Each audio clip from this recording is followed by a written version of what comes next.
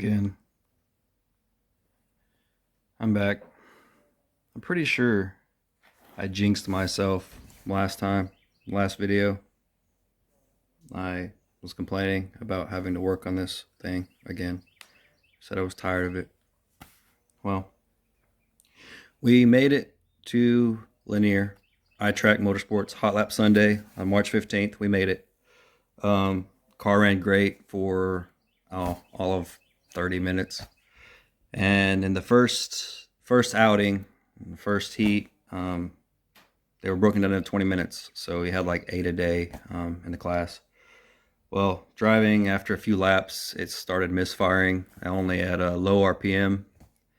So came in, didn't think anything about it. Went back out. Second one, started doing it worse. Came back in and ran to get some fuel because I only put 5 gallons in it, which it's a 20-gallon fuel cell. So I figured 5 gallons was enough because what I usually put in there. So I went, got gas. Maybe it was just needed more because of the track. Went back out, still did it. Came back in. Needless to say, I just fought issues all day long. Literally kept fouling a number 7 spark plug for whatever reason. At first, the spark plug wire was off. We got that replaced, still started doing it. We replaced all the spark plugs, still started doing it. Noticing my alternator voltage was low, went and got a new alternator, put it on, still did it. So I cleaned out fuel filters at the racetrack and still did it. Then we got to the point where I hooked up the computer, downloaded the Holley software, got on there and looked what was going on. Couldn't find anything that was out of place other than the computer was dumping large amounts of fuel when it wasn't supposed to. So for whatever reason, it was, or overcompensating. So I think it was pulling fuel, not dumping fuel. So we think it was running too rich, and the computer was like, oh, let's pull some of this out.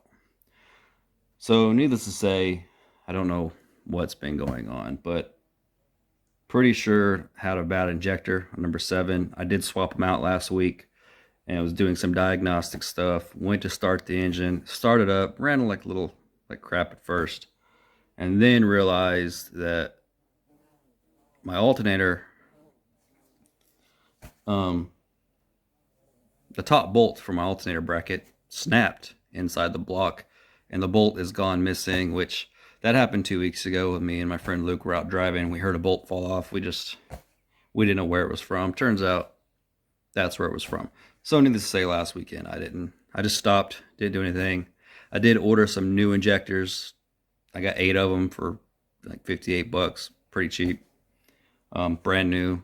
They're here today. I guess I'm just going to drill out that bolt if I can, using an ease out. If not, I'll just have to drill it and retap the whole thing. It's just not a problem. I just hate doing it because every single block I get, I have to do it too.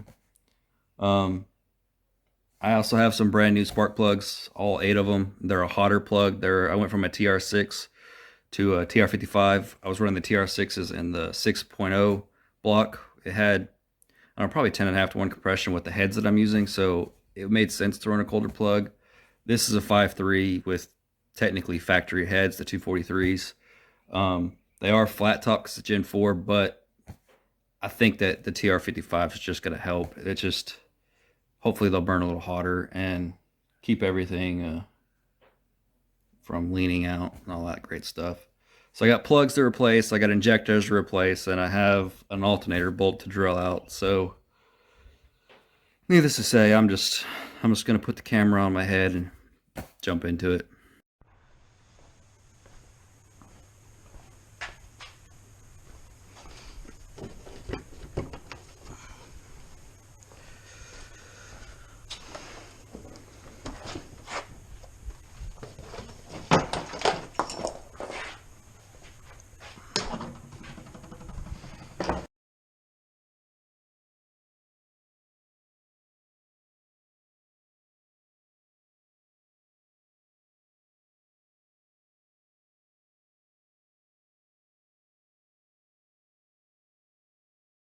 I don't know if you guys can see it right down in there. Bolt just snapped off. Now this is all loose.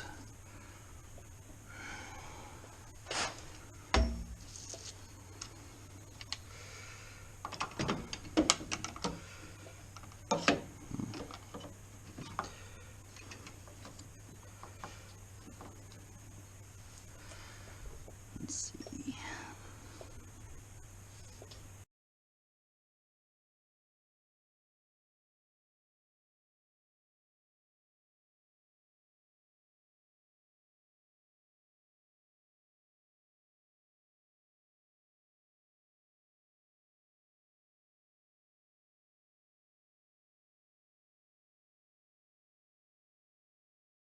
Alright, that is out of the way.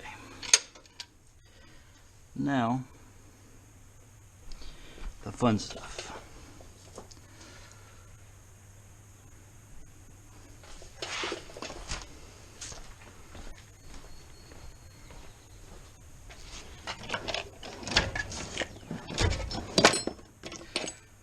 Punch or marking tool, pilot. Yeah.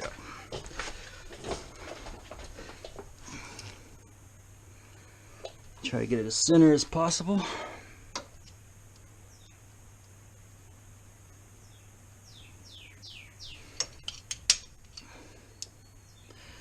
And I like to hit it twice for good measure.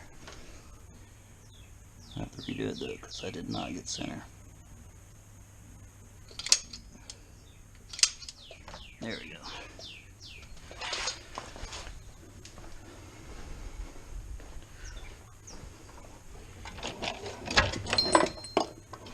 Alright. Gotta find an ease out and a drill bit to match.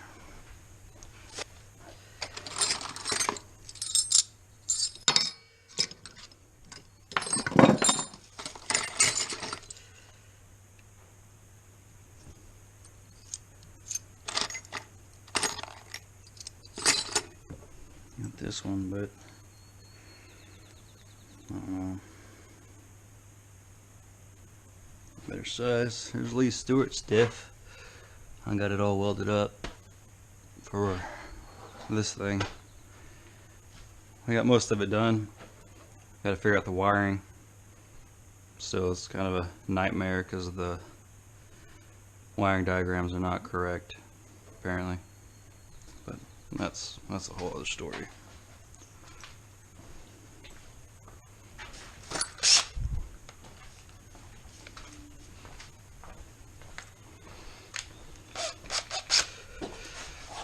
I'm gonna try this little one first.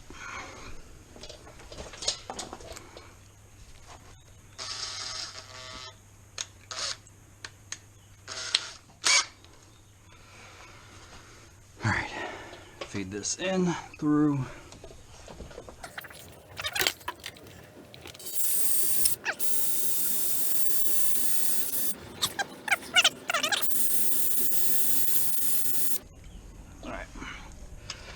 I think we got enough there. Let's try it. I don't know if you guys have ever used one of these, but it's pretty simple. Put this in your drill, or one of those little rectangular things. You got one. Put your drill in reverse, and with any luck, you apply some pressure and a bolt comes out.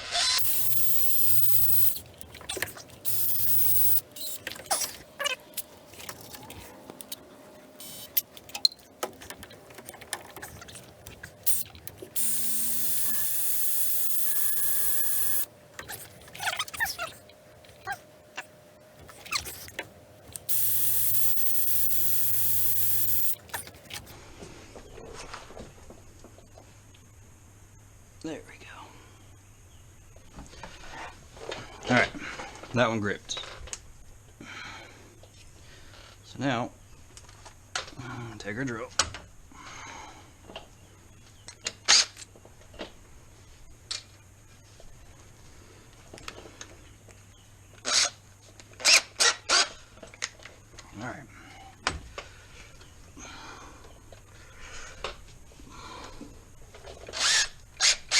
And just like so, it grips and pulls your bolt out.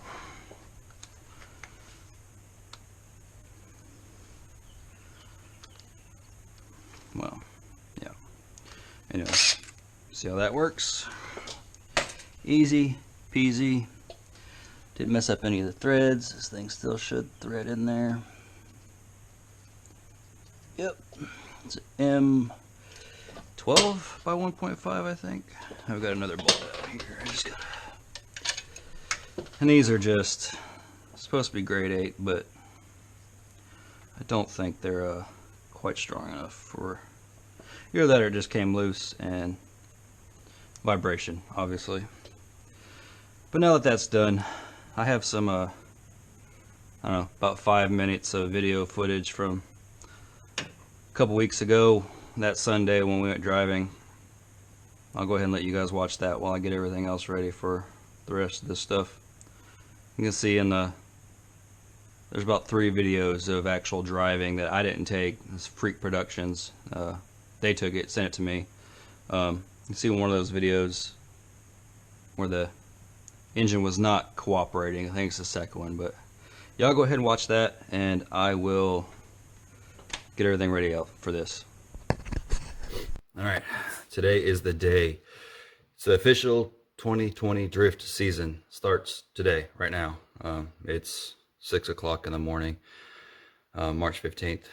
We are loaded up, ready to go. We loaded up last night, got all the tools and everything ready to go.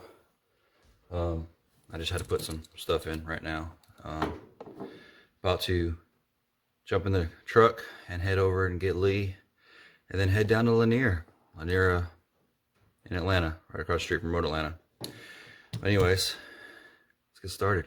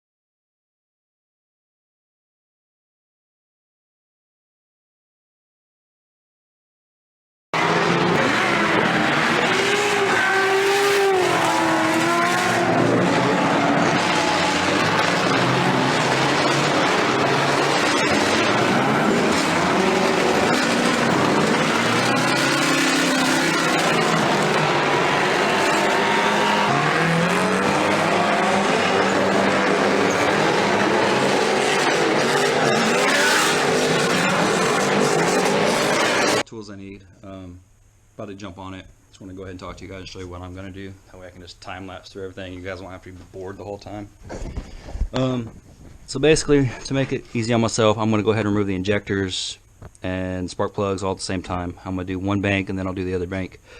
And to give me more room, I'm going to go ahead and remove the coil packs, all these wires, and push all this stuff out of the way. Which I already disconnected that, so that just makes things a little easier on me. And then once these coil packs are out of here and the spark plug wires and everything should go pretty quickly. This fuel rail stuff's not hard. Basically I just unclip all the injectors, and there's 1, 2, 3 Allens held by a 10mm nut on the back. all those come off, set them to the side, and the whole fuel rail just comes up. Pull the injectors out, replace them. Pretty simple. So I'm gonna go ahead and jump on it, get all that stuff done, time lapse it for you guys, and then I'll get back to you whenever it's all said and done.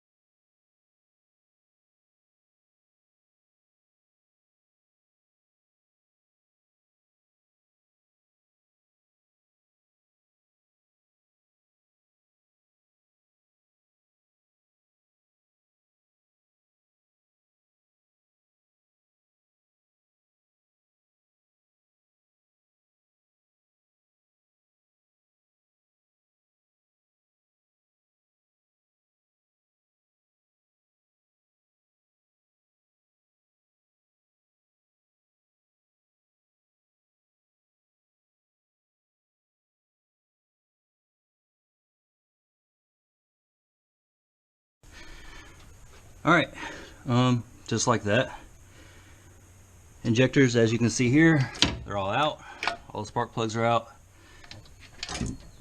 And these things, they're pretty simple. They're a little snug. You just kind of give them a light little tug, maybe. There you go.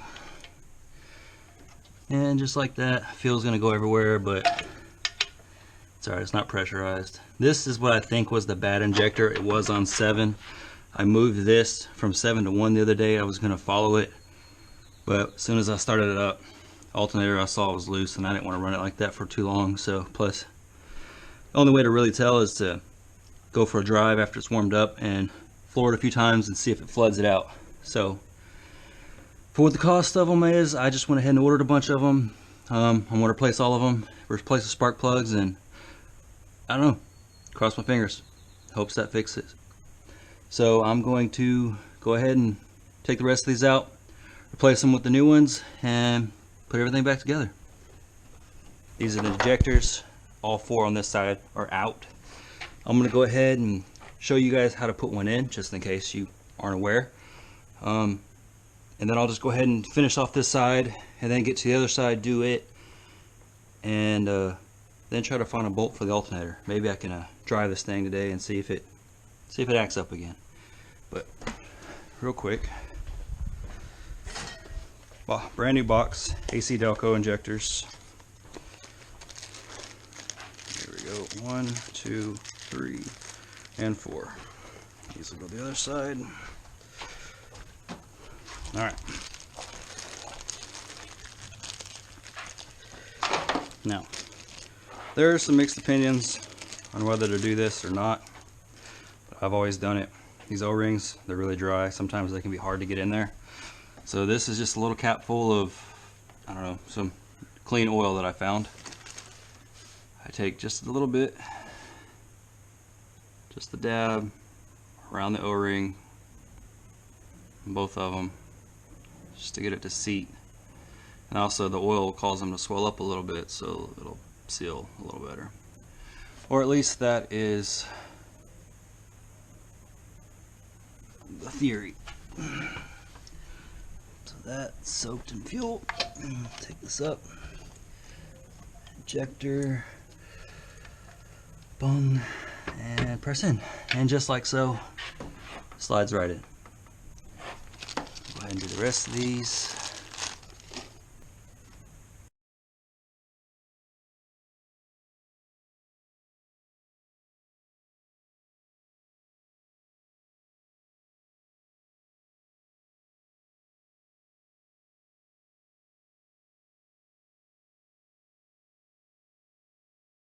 Alright, just like that. They're all in the rail themselves. And then you just line them up in the bungs, and voila. They're in. So now, I've got to go through, put the spark plugs in, which I've already got unboxed, and I've already gapped them all to 40 thousandths. It's just a recommended gap for this hotter plug. There's 4 of them, NGK TR55s. Go ahead and get these over here. This one's always the tightest, so this one's kind of got to do by hand.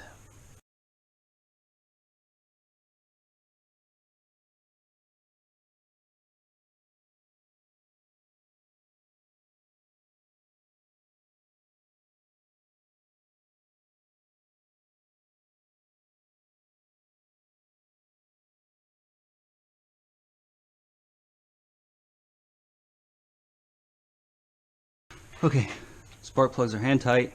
I need to go ahead and torque them all down, put all the injectors back in, throw the coil pack in, and I'm also going to knock out the other side and have all that done and ready to go. I'll get back with you guys as soon as I'm done and try to find a bolt for those. Okay, that took a little longer than I thought. That passenger side, man, with the CX Racing version 1 headers is crap. You got these open-end wrench to take 2 of the spark plugs out. It's a pain in the ass. Anyways, it's done.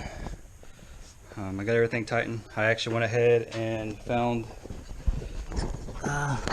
technically a KA head stud. It's an ARP one, and it works. It's the same thread pattern. I've got everything buttoned up on both sides. Got the intake back on. I do believe it's time to fire it up. Go there. Let's see here.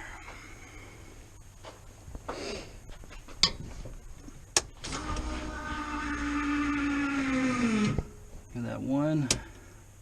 I'll do it again. Checking for leaks. Don't see anything at the rails. And got pressure. Alright. I'm going to go ahead and start this thing up. It's going to be a little loud, but that's alright. Race car.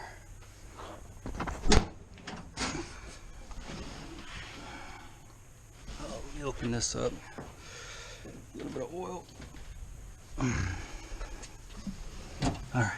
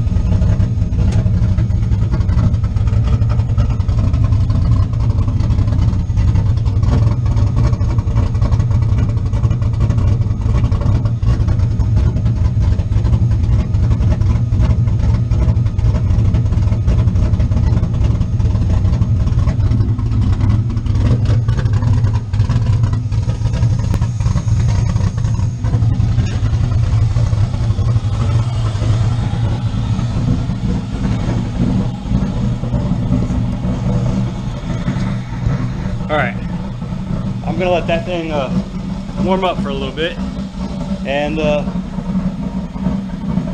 since she's running, we're gonna go ahead and take it for a drive. I'll get back with you whenever I hop in and start heading on the road.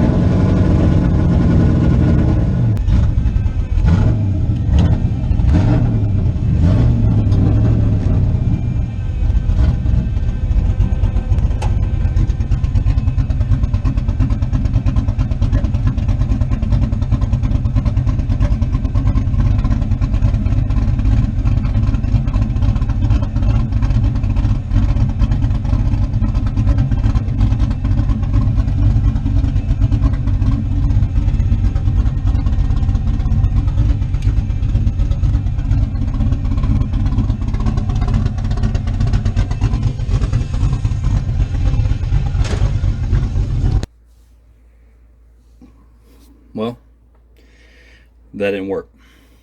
Now, Sunday, it's a couple days later now. Sunday was a day. It would run good for a little bit and then it just wouldn't. So I went up to the house, got the laptop. Yeah, did a bunch of driving. I got it to run really well for a little bit there. And then all of a sudden, as I cruised back to the house, it just went back to crap.